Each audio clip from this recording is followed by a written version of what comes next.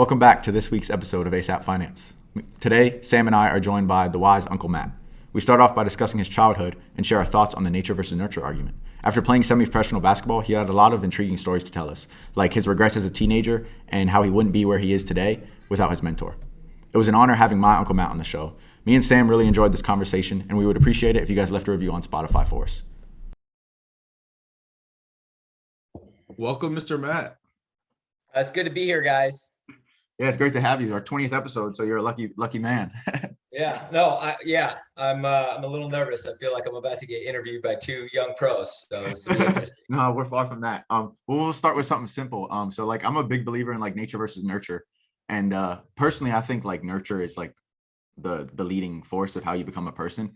And I just want you to talk about like your childhood, like maybe your siblings and like your parents and how they treated you like growing up, maybe some memories you have.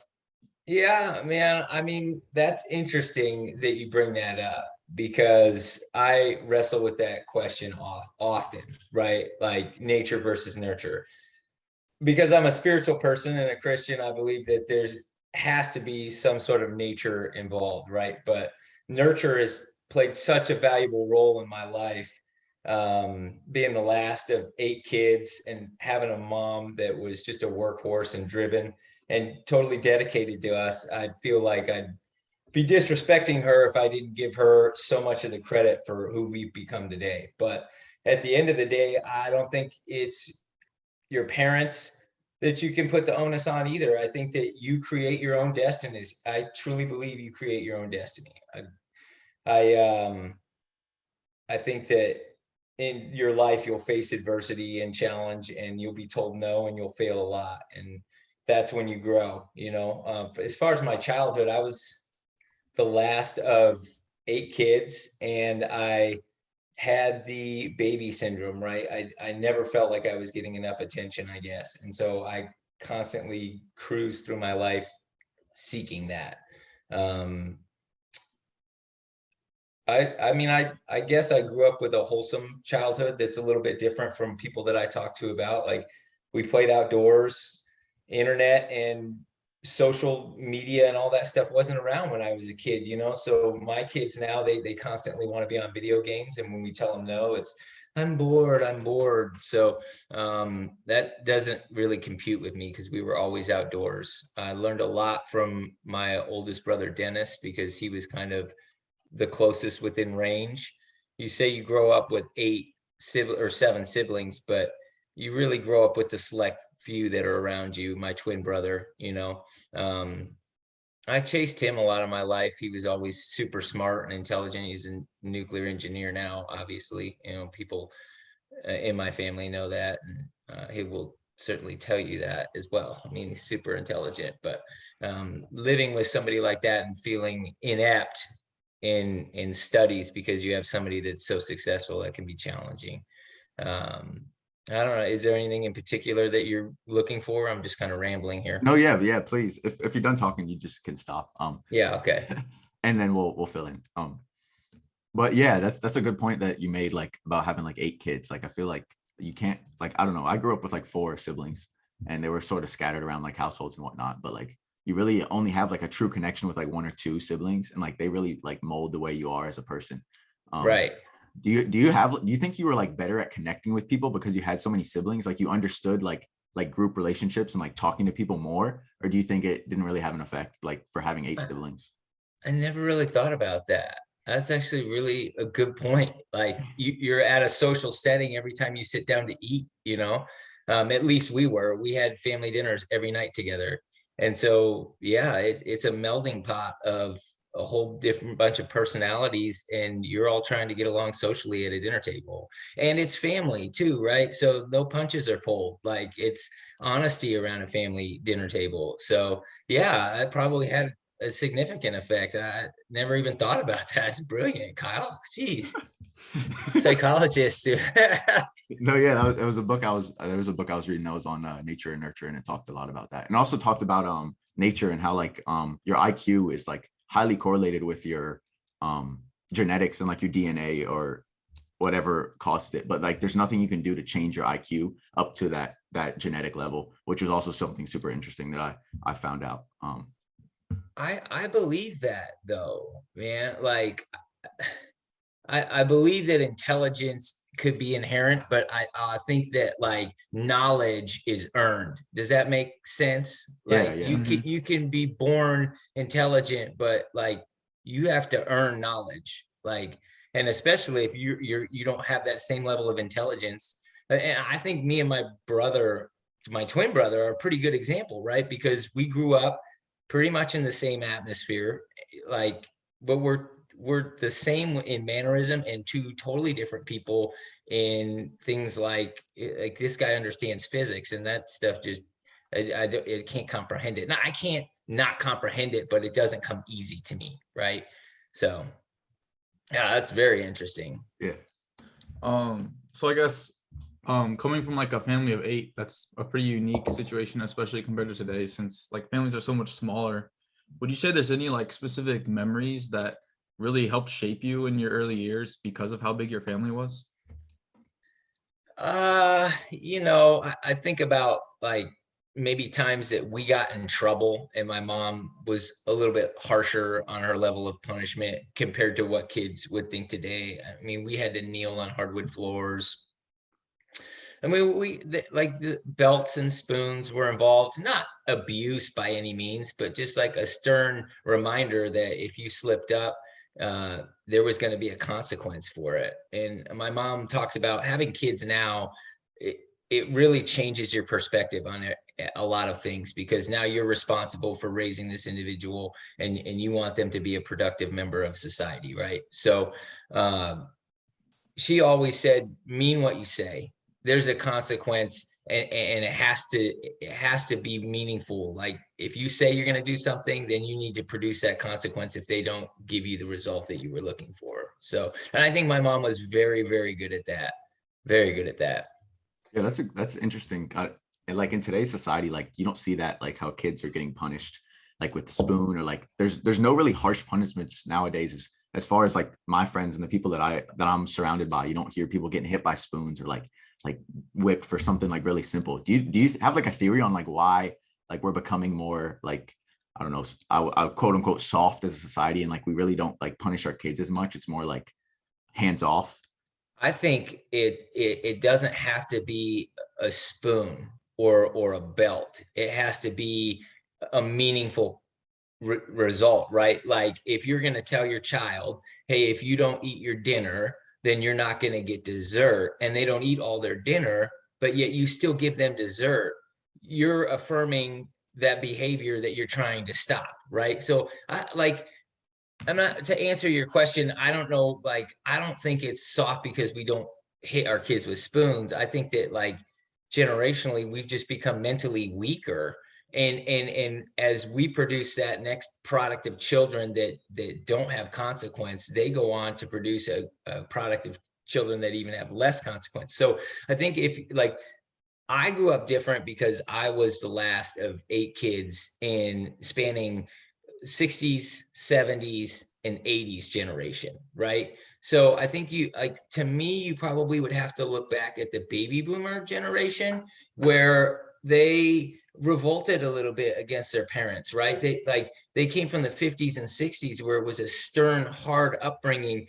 And I think we were a tougher generation back then. You look at the World War II generation and what they had to go through. Those guys were lining up to go to war for their country. And there's a very select few that are willing to do that now, right? But kids were lying on their birth certificates to get into situations so that they could fight for their country. Well, those same strong individuals that probably go back even further to the Great Depression, right?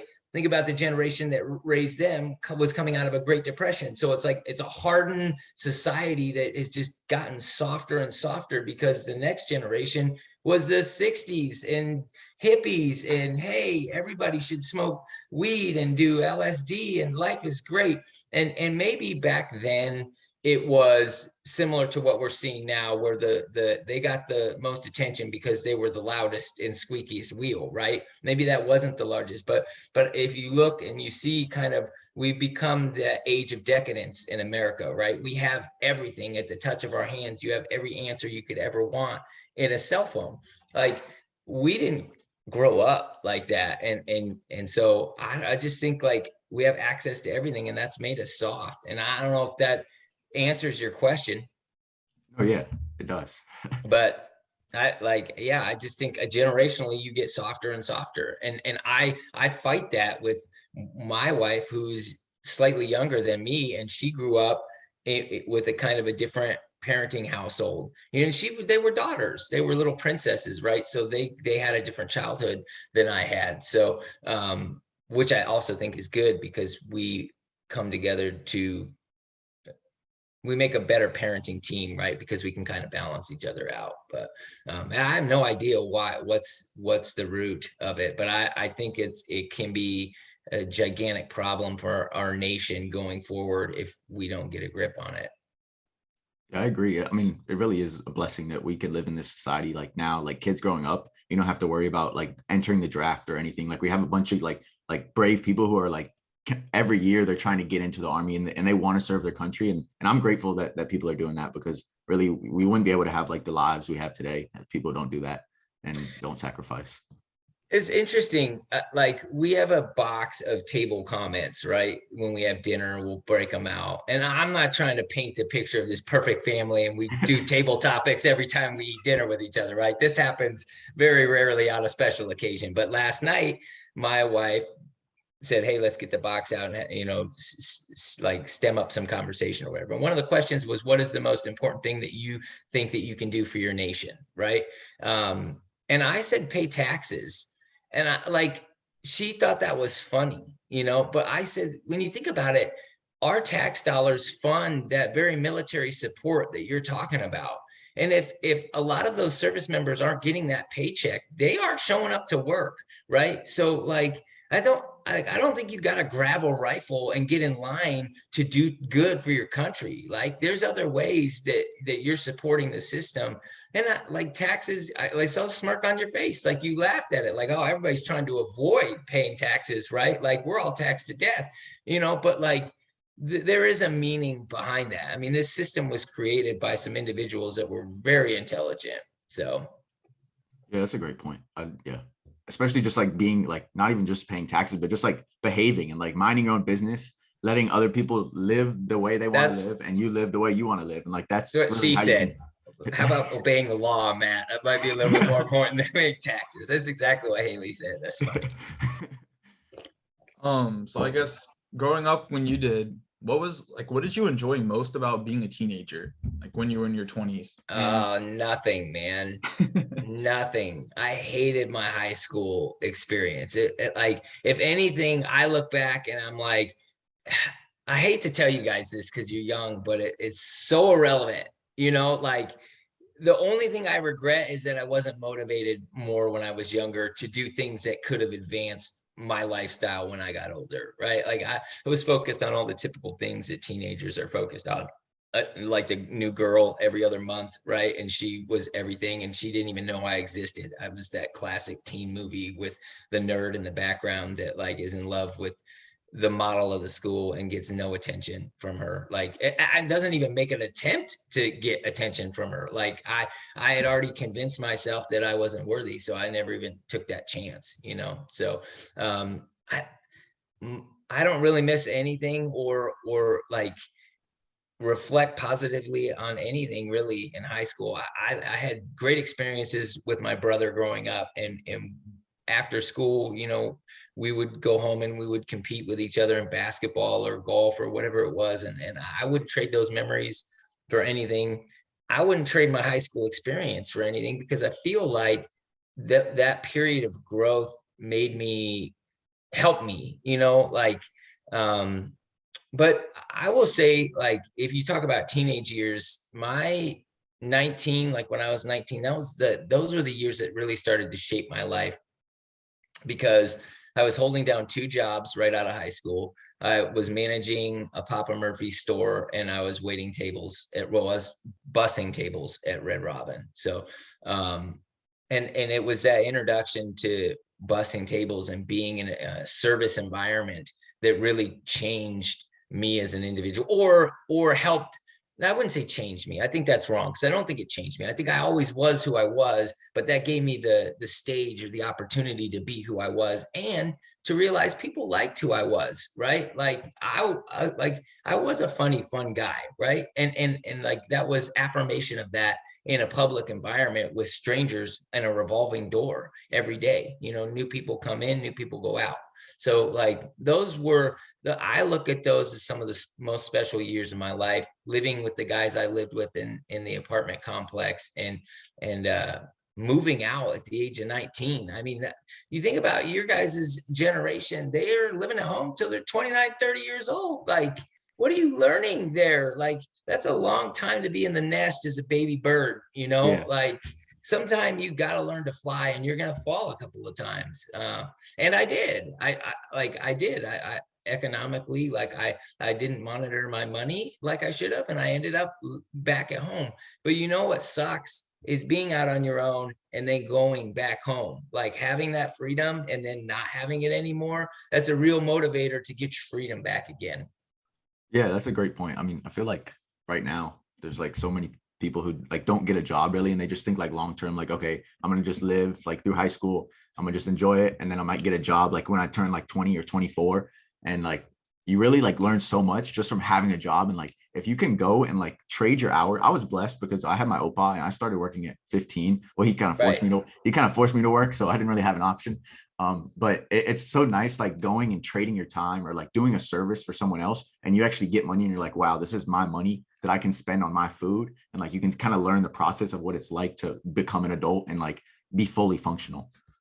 And it's freedom, Yeah. right? You don't need to ask your mom and dad for $5 or $20. Like you can go to the movies if you want. And like there's a new level of accountability because your opa wasn't going, like it's a job situation, he's going to treat you like an employee. Now you're still his, you know, grandson, so there's some liberties there, but at the same hand it's a new level of going back to what we said originally, like accountability is saying I'm going to be here at a certain time and I'm going to do the job that you asked me to do. And maybe sometimes your parents aren't very good at reinforcing that behavior, but a job certainly is going to be, you know, I can go back to all the times I've been fired on my way through life, you know, and those times definitely shaped me.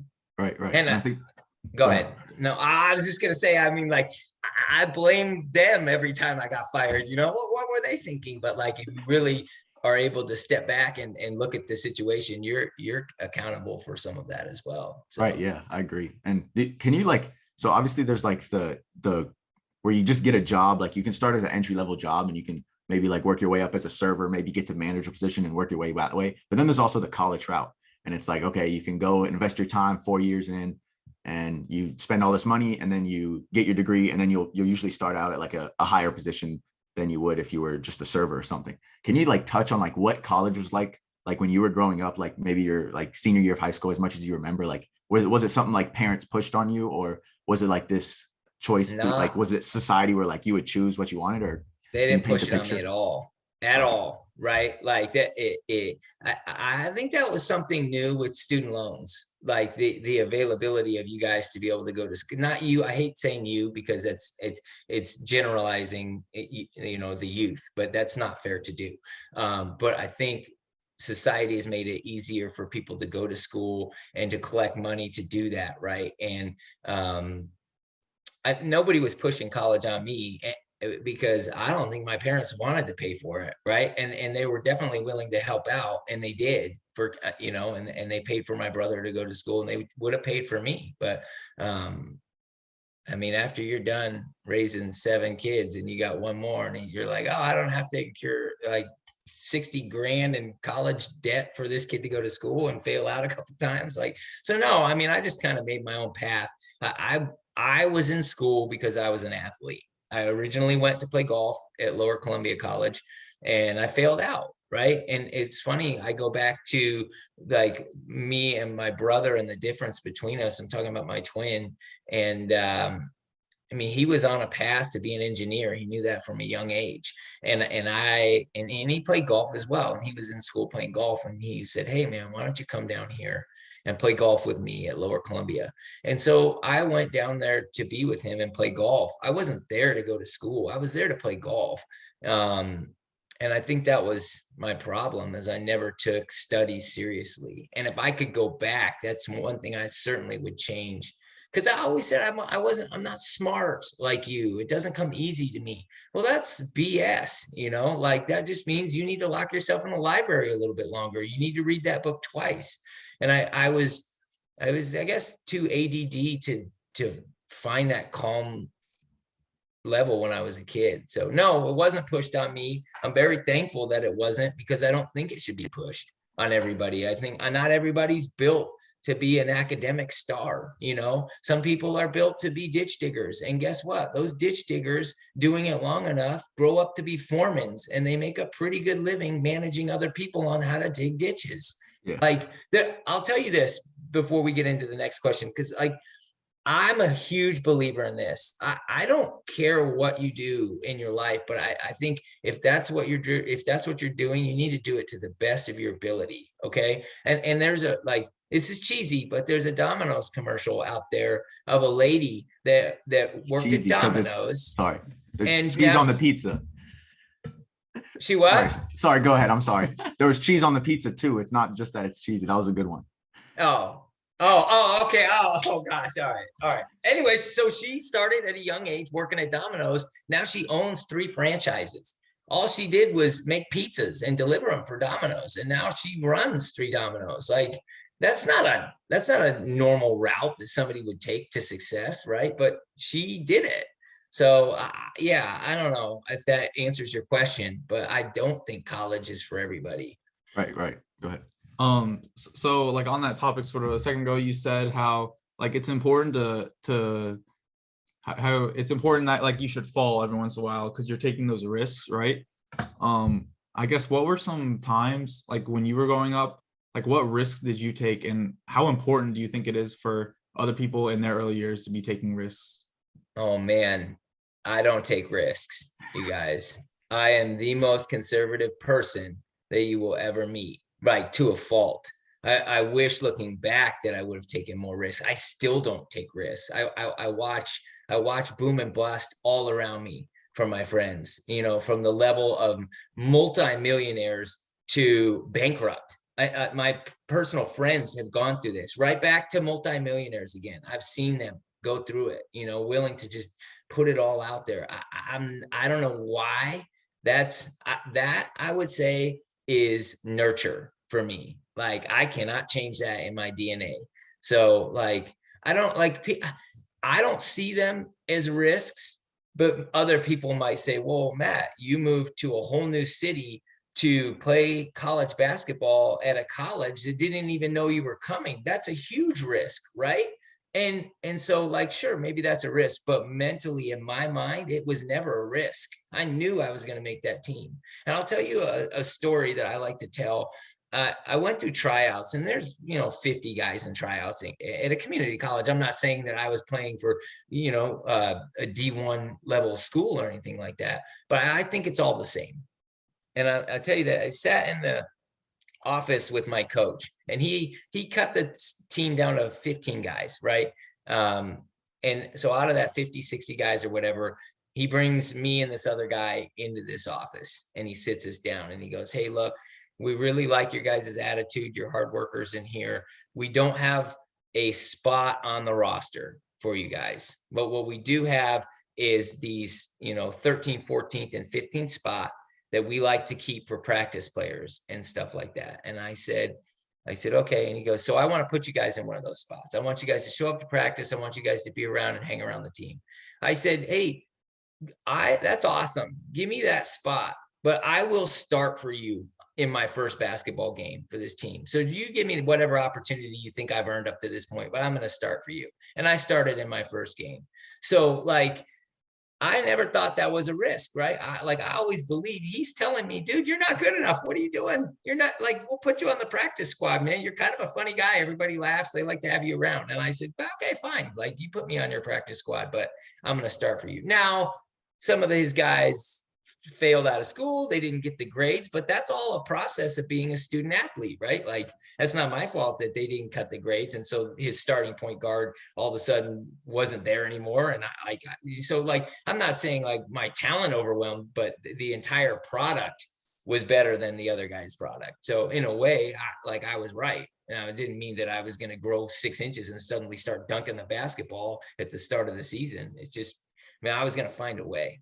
Yeah, that's really motivating, honestly, that they gave you the last spot on the team and you ended up starting on the first game. Obviously, there were some other things that had to happen for you to do that, but still, that's awesome that you did that. Yeah. Well, I think that's like a message that I want to give to my kids or to like anybody is that like, if you believe it, it will happen. You just have to continue to believe it. It may take 20 years. It's going to happen, right? Like you just have to believe in yourself, whatever it is. I don't care if you want to play the clarinet. Like you have to believe in it. And there's maybe some physical boundaries there that you're not going to be able to accomplish. But even I would scare people away from even having those limitations on themselves. I think our mental ability is so strong. And it may not be easy and it might suck, but I think you can accomplish anything as long as you internally believe that it's going to happen. Yeah, I agree. I think another point, like when you were talking about like how school wasn't really for you, there's a lot of people that I think like sports is the perfect like way for someone to be motivated to like focus in school, because you like see people and they're like obviously sports is so fun. Like as I don't know, as guys, you just love sports. You love to watch sports. It's super fun to do or play. And like if you can create this like connection between like school and like learning stuff and like, oh, you have to pass your classes to, oh, this fun sport that I want to play and I want to get good at, and you join those together, I feel like people are a lot more successful. And I feel like that also is like contributing to like how you became as a person. Well, I think that's a skill, Kyle. Like I think to be an athlete and a student at the same time, that takes dedication, right? Because your sport is going to require X amount of hours for you. And the higher you get up playing that sport or music instrument or whatever, that's time you have to dedicate to that to be successful at that craft, as well as I got to put in the time here to be good enough in academics to still maintain my ability to play sports. So I think that might be that, like, it's just exposing who you are as a person to be able to juggle multiple things at once. Does that make sense? Yeah, it does. Yeah, it teaches you time management a lot. Mm-hmm. Right. So can you touch on like how, so obviously basketball, you made your college team after they said you're going to be sitting on the bench all season. But like, when did you start like into basketball? Was it like something you were just playing like for fun and then you finally got serious into it? Or like, what was your thought like growing up? Or did you want to be like this NBA player and be like, oh, I'm going to the leagues? Or how was it growing up? You guys, I don't know if it's still like this in Carolina, but like that's basketball central, man. I mean, you got the Tar Heels, you got the Wolfpack, and people don't know who the Wolfpack is now, but they were national champs back when I was a kid, right? And you have Duke, and you have Wake Forest. I mean, you're surrounded by elite level college talent, and I grew up in the Jimmy V era watching that stuff on TV, and like distraction nowadays, there's a million channels. You can watch whatever you want on TV. You can put TV on your phone, but back then there wasn't a lot on TV, man. You maybe had a few college games or the Cleveland Browns. There wasn't a lot that we were gathering around the TV to watch, and that was some stuff that we would gather around the TV to watch. So at a young age, I was balling up socks. We were taping pieces of paper hanging in doorways, and we were throwing a balled up sock at a piece of taped up paper. And so I just grew up with that passion all my life. I just love basketball. And I had buck teeth when I was a kid, like I was kind of quirky, and basketball made me not quirky. It made me not a nerd, right? Like I played ball tag at recess, like with the other guys that weren't, I won't say nerds because that's kind of a harsh thing to say, but like they weren't popular. And like, I would have been that group had I not had athletics to kind of like transcend the difference between these kids and these kids. So basketball is probably what saved me from getting beat up a lot when I was a kid, or made fun of, or being put in that bracket of uncool, right? Yeah, I definitely, I feel like I can relate to that, because I was like really short. I was pretty nerdy, and I don't know, I didn't like I didn't like dress the same as everyone. But I did play a lot of soccer, and I was pretty good in like middle school. So I didn't get bullied as much as I thought I probably would have. But obviously playing basketball, how do you think your coaches played a role in developing you off the court, and how important do you think it is to have mentors like coaches in your life? So this is a tough one for me because I never clicked with my coaches, right? I never had. My assistant coach obviously is the reason that I'm sitting here today. So like, do I believe that people need mentors? Absolutely. And I think that everybody should seek mentors in life, and the more the better. And I say that because you're not going to get like you can pedal as hard as you want, but somebody's got to be there to help you. Like I believe mentors are the key to success, right? So I believe having a mentor is super important. I battled my whole basketball career being the hardest worker, but the shortest or the less, like I didn't have the gifts that other people had. So I was constantly, maybe this goes back to that last child syndrome. I felt like I was constantly trying to prove myself to my coaches, right? But I did it with a level of arrogance that I regret. I felt like I was good enough, and I never slowed down to pay attention to what they were seeing, right? I always just felt like, you don't know what you're talking about. And maybe that's why I rose to the levels I rose at, or why I didn't go to higher heights. That's hard to explain, but I will say that as far as coaches that have impacted my life, which is what you asked me, James Welch was my assistant basketball coach at Clark College, and he was a real estate appraiser, which was irrelevant at the time, right? I didn't know what he did. I just knew that I admired this guy. And the more I spent around him, the more I wanted to spend time with him. And he welcomed me to his family, and I started out working for his wife during college. And I wasn't doing it to get anywhere. I was just like, hey, this is a couple bucks in my pocket to help keep the utilities on, because that was a problem in college. Like, we had our power shut off. Yeah. So I don't want to get off on a tangent of poverty that I experienced in college, but it was awful. So, No, yeah. he gave me a gift and a way out of that. And then we built our relationship from there, to eventually where he trained me to be a real estate appraiser. So, I wouldn't be here if it wasn't for him. So yes, he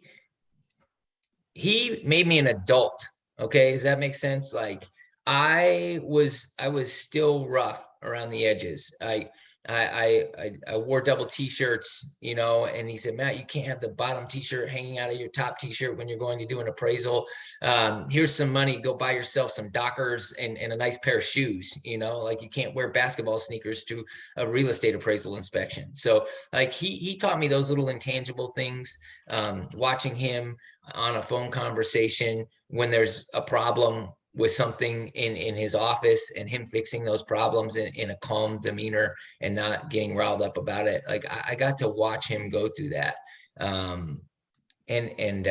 Yeah, man, I'll forever be in debt to him for that. So Yeah, that's awesome. I really think being in a sport is so cool, because he's see all these different personalities and different backgrounds. All these people have they all have the same love for basketball in your case, for example, but you can have coach. I used to play football growing up, and you would have coaches from all different backgrounds. They'd have a bunch of different personalities.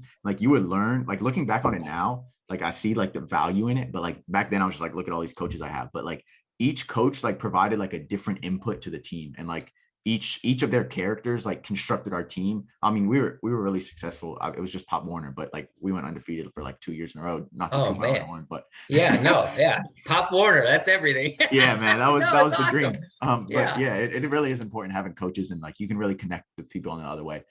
How did you get past so you started in college in freshman year? What was your story after that for basketball? So that's interesting too, because I spent that first year building this relationship with my coach, right? And finally broke through. He was going to put the ball in my hands next season. The offense was going to be built around me. And I think that all changed. It was the day after everything had ended. And I was in the gym working out, and he came in and he was like, dude, what are you doing? Like, the season's over. And he was like, oh yeah. So then, so then I built this relationship with him, and I'm thinking, oh, this is going to be great. And then the college fires him. Right. So like, go ahead.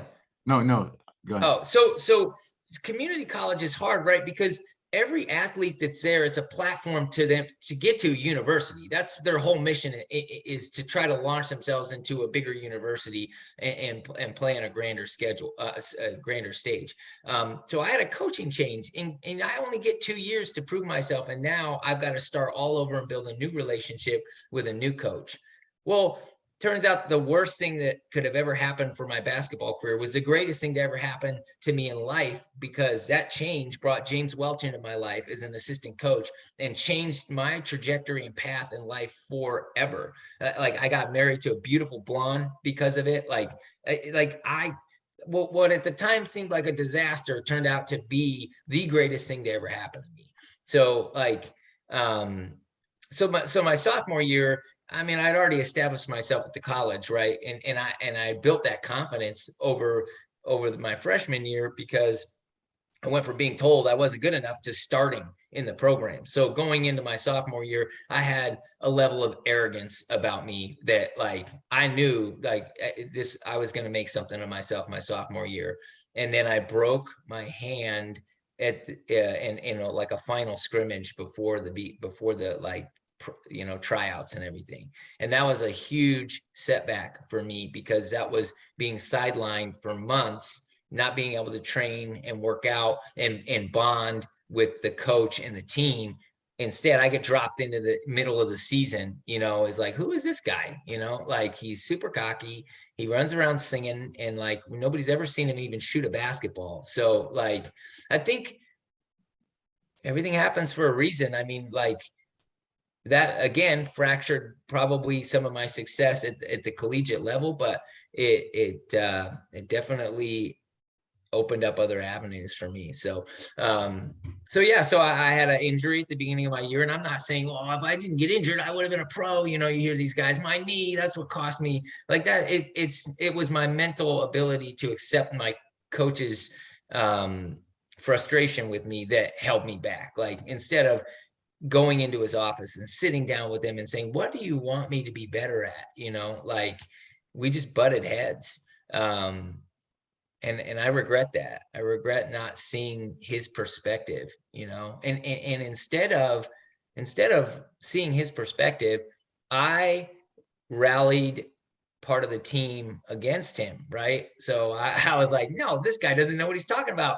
You need to come with me. And so like, I fractured our own team. I was the reason for that. Right. I took all the good players and said, look at us, we're talented, and look at who he wants to play. You want those guys taking your minutes, which is, I ramble, but I like, there's so much in this brain, I'll tell you a funny story. Like, I was so frustrated. I would have played 40 minutes. I never wanted to sit on the bench.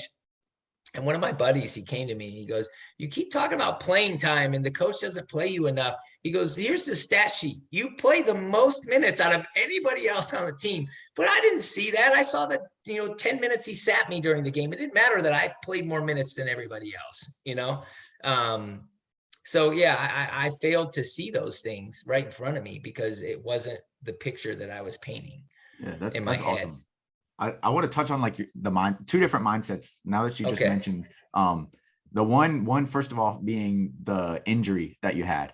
And so like obviously a lot of people, like whether it be an injury, like physical injury, or like when you're down and like you're in the rough, you just get slapped in the face and you have nothing to work with. Like, it's so easy for someone to just quit. And like, can you like talk me through like why you didn't just quit? Like you saw your injury, like what motivated you like through that month period or year period, like to get back into the grind?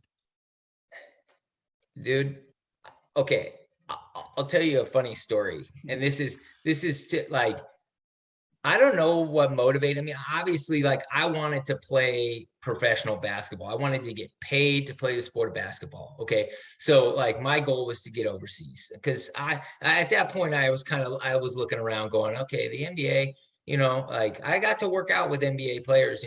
I got to train a little bit with Dan Dickau, and Celine Stoudemire, Aaron Miles, guys you've never heard of, but these guys played at Kansas, they played at Arizona, they played at top level division schools, and they went on to be guys that nobody will ever hear about at the professional level. Dan Dickau maybe, but anyway, regardless of that, so I kind of, the writing was on the wall, but I still believed in, like, I can't take a pause at this, right? Like I got to keep the pedal to the metal.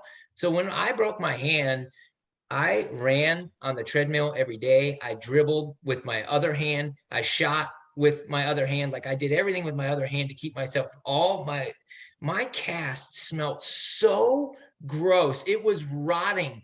And I'll never forget, like the first date that I went on with my wife, we went to the Pendleton Roundup, and we stayed it was like a weekend thing, me and my buddy and Lena Heidenreich, and these two beautiful blondes. Well, one beautiful blonde and the other one, anyway, so like we were sitting there, and like I couldn't even stomach the smell of my cast. So I was like so embarrassed that entire weekend. This thing was reeking, it was rotten, but that was it. Like, right? Like I didn't care if that cast was going to smell. Like I was going to work out, sweating that thing. It didn't matter. So it's funny, like you bring that memory back. I do remember, like, it didn't stop me. It didn't slow me down. I don't know what motivated me to keep going, but maybe just my belief in myself, and that's where I said, like, if you believe it, nothing's going to stop you, yeah, and that was, it's a hand injury. Again, it was like I didn't have an Achilles blowout or anything like that. I could still be active. But I like to believe, even like no matter what it was, I would have tried to mentally fight through it. So I had a goal, and my goal was to play at the highest level of college basketball that I could get to, and then to go overseas and get paid to play basketball. That was my mission at that time. I didn't know James yet, right? I didn't know that there was another possibility out there. So that was my driving motivation. That all changed when I saw this guy's huge house overlooking the city of Portland and what the abilities of real estate is. I mean, my God, but there's multimillionaires in this industry, So my motivation that's an awesome changed mindset. pretty That also quick. touches on the other thing that I was wanted to talk about too, is like when you were talking about like how you just wanted to play the most, and you were like, I'm like, I want to be out there, like I want to help the team. And like when you were saying that, it kind of reminded me of like Kobe's mindset, and like how he didn't care about like anyone else. He was just going to be the best person that like he wanted to be, and like he wanted to make the biggest difference. And I feel like that's like a great mindset to have, whether it be like in business or in basketball. And it's so awesome that you had that mindset. I don't think it was, I mean, like obviously you could have like the picture that, oh, it's negative, like all my teammates aren't playing like as much as me. But at the same time, it's like, if you want something, like whether it be in the business world or like sports, like you have to outwork everyone else, and you have to want it the most, or else you're going to get outworked by someone else. Yeah. And I think youth athletes see that, right? Like they have a natural talent to do something, but eventually you get to a point where that natural talent isn't enough.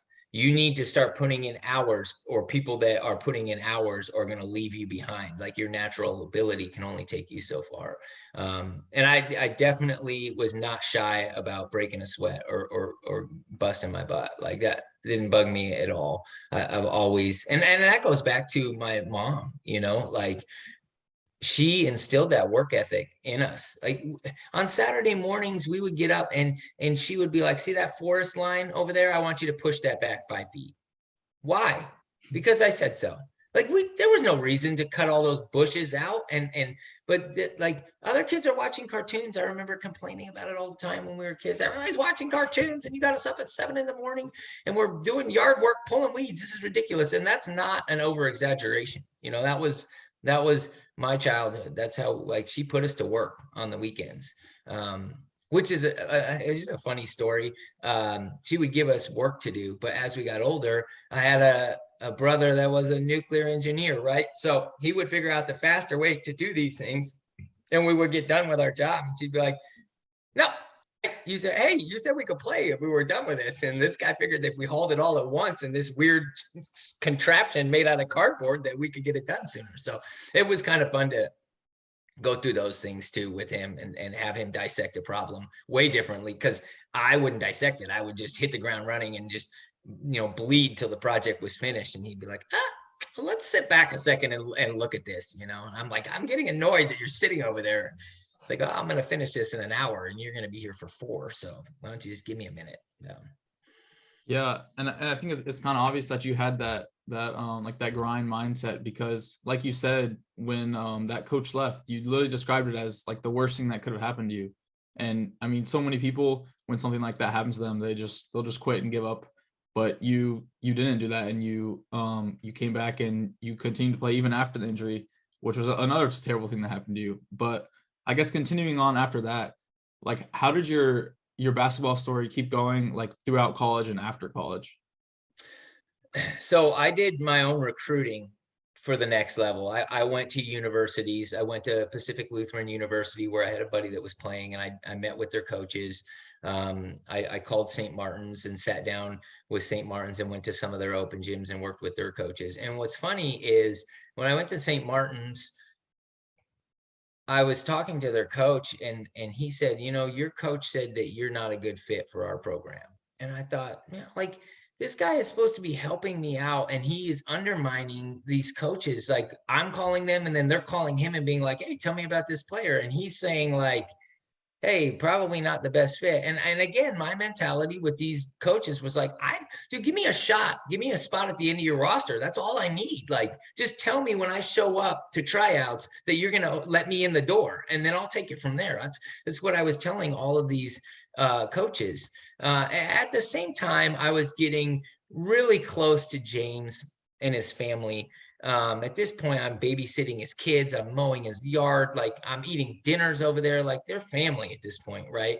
And I don't know why I asked him. He was training another guy to be an appraiser, and I don't know what in me said, hey, would you be willing to train me? Would you be willing to give me some of this knowledge? And he said, let me think about it, and came back and said, you know what? Yeah, let's do it. Let's do this. So, like, that kind of shifted my energy and focus away from basketball and more into real estate. Like, that's when that shift took place. I still love basketball, to the point where this guy lived on a mountain, right? And I'm not exaggerating that. Like, it was all uphill both ways in the snow, that kind of crap. Like, it was 35, 40 minutes for me to get to work every day. So I'm getting up at 6 a.m. I'm driving all the way out to this guy's house. I'm working with him until 6 o'clock at night. So about a 12-hour day. Okay.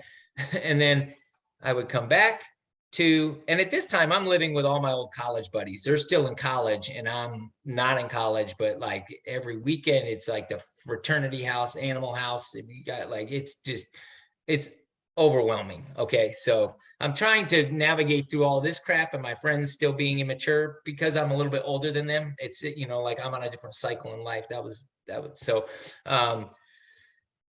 so, oh crap, where was I? So, so then I would get home, I would take a nap, okay, till from 6:30 to like 9, I would nap. I would get up, I would go to the gym, I would work out from 10 o'clock till 12, 1 in the morning, every night, go back, go to bed, drag myself out of bed, 6 o'clock in the morning, I'm in the car, headed back up. Those were my days. I would work 12 hours a day, come back, nap, and then go to the gym for 2 to 3 hours, right? Training to be, I don't know, like, and then this IBL opportunity got presented to me. It was the International Basketball League. And some of my coaches from college were going to be a part of the program, right? My original coach, the one that I said I built a relationship with, he was going to be a part of this team. And again, there was like 100-man tryout of all the local athletes. And he was like, hey man, you should come to this. You should check this out. So, so that was it. And so I went to this tryout, and this is a cool story. So, so I'm sitting there at, like, it's at this local college, it's filled with all these athletes. They're all shooting and warming up and stuff like that. And I'm sitting there with my headphones in, and I'm listening to music. And my college coach comes over to me, and he kicks me. He goes, dude, what are you doing? So, don't you want to get warmed up? And I was like, man, I have been busting my butt for months for this opportunity. If I don't have it by now, and a couple extra jumpers over there isn't going to make the difference.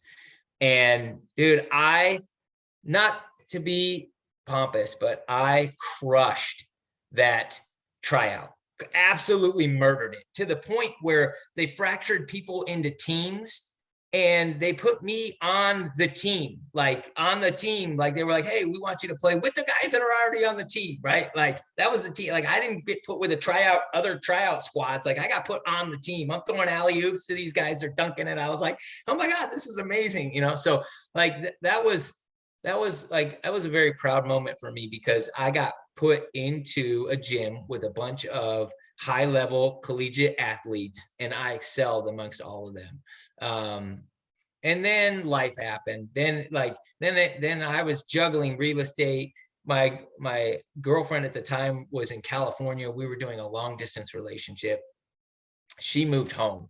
And then it was like, okay, now what do I do now? I got a love of my life. I've got a career in real estate and I've got basketball. Something's got to go because there's not room for all three of those. And I chose basketball. I stopped working out, and I stopped training. And then, like I say, you will always have your opportunity. Like if you're in it long enough, your opportunity will be presented. Because I wasn't getting a lot of playing time with the IBL. But I did get my playing time. And when I got it, I wasn't ready because I had stopped training and I was abysmal amongst those athletes. I couldn't perform. And then shortly after that, I left the team. I left the team with a few games left in the season because it wasn't worth it for me. The experiences I got from the IBL, the traveling, the playing in front of 5,000 plus people in the Indiana arenas, like I never experienced that at a community college and I got cut in high school, right? Like I wasn't even good enough to make my high school team. So I feel like I had closure in basketball. I feel like I maximized my potential to where that was supposed to take me. And I felt like my energy needed to be spent elsewhere. So I have no regrets. I hung that chapter up in my life, but that's how it happened. I mean, Haley moved home and something had to give, and it was basketball gladly. Like there's no way I was going to lose Haley. No way. And there was no way I was going to give up real estate. There's just the potential was just overwhelmingly awesome. And yeah, that's awesome. I feel like it's really hard, like to choose, like when you have a bunch of stuff going for you and you're like, I don't have enough time to like do all this. It's like really hard for you to just knock something out, but like it's essential for you to like continue to excel in your life and like not get overcrowded or whatnot. I think in your heart, what needs to go though. I think you're hanging on to something that probably needs to go, right? Like, I mean, sure, you guys have already experienced this in your life where you held on to something a little longer than you should. Maybe it's a girlfriend, maybe it's a habit or a hobby that's just counterproductive to where you're trying to go in life. And you figure it out eventually, or you will figure it out eventually, and the sooner you figure it out, the better. Yeah, I agree. So just, I really want to talk like in the future about just your appraisal career and whatnot. But I want to just highlight about basketball for now. Like I used to play basketball, not any near the level that you used to play. And like, there's a lot of like teamwork involved. Did you ever like deal with like problems like in a team that you see like carry over like into like your real estate career or something else? Like, what did you learn from work playing with other people on the court? And like, how did that carry over into real life? It's funny that you say that because when you produced me with the PDF format of the questions that you were going to ask me, it was a time for me to kind of reflect on myself and my business, and like I'm in a weird industry where like I'm valuing something in an unbiased opinion that's a part of a party transaction, right? It's like, hey, we're all involved here and we need a total stranger to come in and give us their opinion. Okay, well, what did I tell you I struggle with? I struggle with feeling like I'm not a part of things and like I'm not getting the attention I need. And now I'm really not a part of it. My job is to be unbiased. And so like it gave me the opportunity to like, when I appraise something, let's say, and the value's not quite there, and the homeowner's mad and the lender's mad because this might hurt the transaction, right? I have that reflection of, hey, you guys are wrong here. I'm the right one, but like maybe I need to stop and see their perspective and try to understand their perspective better. So like even today, getting up this morning, kind of reflecting a little bit on the questions in my meditation session, I was like, well, epiphany, green light, like, dude, I struggle with this all my life. Like, let's fix this problem, you know? So I would say like, that's definitely something that I've seen where like, I need to learn to cooperate better with everybody. It's not necessarily a part of my team, but it, yeah, is a part of the process. So I just had that reflection today. So as far as team atmosphere, I'm a solo guy, right? Like I'm a one-man band. I've always kind of been that way. Even with Welch appraisals, we had like 8 appraisers working for us, and I was working for James. I had my own office. I kept my own hours. I worked till midnight, you know, like I was just like, in fact, they said, hey, we need to get you out of that office and put you into a cubicle so that you rub off on some of these other people, you know, but I always just kind of had my blinders on and like just move forward for what I wanted to accomplish. I don't know, like, I'm not the greatest team player, I guess. Like I had my mission and I was focused on that. Maybe that's a good thing, right? Like people didn't think Michael Jordan was the greatest teammate. People didn't think that Kobe Bryant was the greatest teammate. I'm not putting myself on their level by any means, you know, like a scasm, whatever it's called of that. But like, maybe just like having your own mission and motoring through that and not letting anybody get in your way. Maybe that's something, you know, maybe there's an ingredient in the sauce that you're looking for. So yeah, it is your life. It's not anyone else's that you're living for. Like you got to make the decisions for you. You can't be worried about what anyone else thinks, you know, to some extent.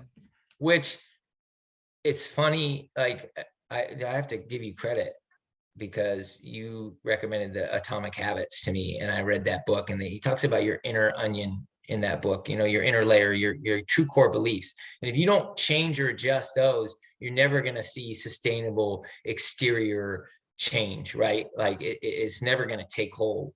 And so, yeah, I just think that your core inner beliefs is super important. Yeah. On the topic of books, actually, you've been talking about like how you just kind of transitioned from like how you went from you had to give up basketball to be with your wife or your now wife and continue chasing real estate. And it honestly keeps reminding me of Matthew McConaughey. He wrote an autobiography called Green Lights, and you guys have a lot of similarities in that way, where he would just give up. He had to give up like multiple things. Like he went and moved to Australia, and then he had to move back to get into acting. And I don't know, it just kind of kept reminding me of it. But on that topic, would you recommend any, like, do you have any books, YouTube videos, even just people that you'd recommend to our audience? So like cheesy, corny Tony Robbins that guy is unbelievable. You listen to that guy and you want to run through a brick wall, and like his energy level is epic. But there are 3 books that have changed my life without a doubt. The first one is David Goggins' Can't Hurt Me. If you haven't heard his story, that is so inspiring. I don't know if you guys have read that book, but that's an absolute must. I've been through it 3 times, I think. So like I always joke. I say I listen to David Goggins while I'm mowing my yard, and I have 5 acres, so it takes me hours to mow my yard. But when that book's on, I want to mow my neighbor's yard also when I'm done. Like that guy, like you just don't want to stop when David Goggins is in the house, you know? So that book I highly recommend. Absolutely. Another book is Atomic Habits. And that's total credit to you, Kyle, man. That book is a game changer. And to the point where I am going to order a dozen copies of that book and just hand it out to people. I was just at a barbecue on Friday night, and I was talking to somebody about that book. I will buy that book for people. That's how incredible. That is a life-changing book. And it opens up from go. The guy is talking about taking a bat to the face, and you're like puking and crying all at the same time. It's like, every emotion that I could experience. This guy's bringing out on me in this opening introduction. So that book was incredible. I think that's a must read. And the third one is kind of quirky. It's James Nestor's Breathe. Something as simple as breath that we do every day that can change your entire state of mind. Literally, this guy goes into like psychedelic changes just by the way you breathe, like that book is incredible. And so I use those 3 books daily. I'm using them with my oldest son. He's 10. He's a pitcher. And I've taught him breathing techniques from James Nestor's book. And this kid could have been on All-Stars, but they didn't have enough kids this year because of summer vacation, but he made the All-Star team. But to watch him pitch and use his breathing techniques on a mound, this is a kid that is me literally reincarnated. I mean, he is ADD, he is hyperactive, and the patience that he shows on the mound with his breathing techniques, it's not even the same kid. It's crazy to watch him go through that. So I think that's a must read. I mean, it's an absolute must read. And all 3 of these books I'm recommending are easy reads and listens. I mean, like you're going to want to listen to them. Like these are books I blew through. I couldn't, put them down. Like it was all day long thing. So I think audible consumption is great. If you don't have the time to read, you can always find the time to read, right? Audible allows me to consume books faster. If I really like a book, I'll buy it, read it, and use it as an Audible tool also. So those are 3 books that are an absolute must. If you're not doing that, you're not putting forth effort in life. That's my opinion. Yeah. Books are really beneficial in all ways, whether you're reading those books. Breathe, you did recommend that to me, so I'll have to give you the props. That was an amazing book. Like I literally changed the way I breathe like every day now. In the gym too, like when I'm running on the treadmill, it's like it changes the way you think about breathing and like how important it is. Obviously we could talk all day about this, but we're coming up here on an hour, so I want to be respectful. But our final question we've asked every guest we have on is just like to have a long-term view. You can touch on something I said if you like. What is one goal that you have, whether it's like your career or your personal life? Like what actions are you doing to get to that goal? I think my goal is just, it's corny. It's financial freedom, right? It's not having to stress, and my financial freedom number increases, as I get older. It's like it's an unobtainable goal, I feel like. But what have we learned? We've learned that when I'm chasing something, I'm pretty successful at it as long as I stay driven towards it. So maybe it's a good thing that number keeps changing, because that will keep me driving, right? So maybe that's a good thing for me. But yeah, it's just financial freedom. So how could you elaborate that on a little bit? You said it removes stress, but is there other, like, what is financial freedom like to you? Financial freedom is outright home ownership. Okay, I don't have a mortgage payment, no debt, right? Like no debt and no, I would say I want to build something where I own several rentals so that I have income coming in, so that I can live a lifestyle where I don't have to get up every day at 5 in the morning or 5:30 in the morning and start my work day and grind till 6 o'clock. Like I want to focus on other activities, like golf or music, playing guitar. Like I want to be able to put that stuff into my life more and work less. So financial freedom will allow me to be able to do that, to take my hobbies and make them more front and center. So they're in the background right now. Yeah, I couldn't have summed it up better. We really appreciate you coming on. We really hope to have you back. Okay. Yeah. Hey, you guys are awesome.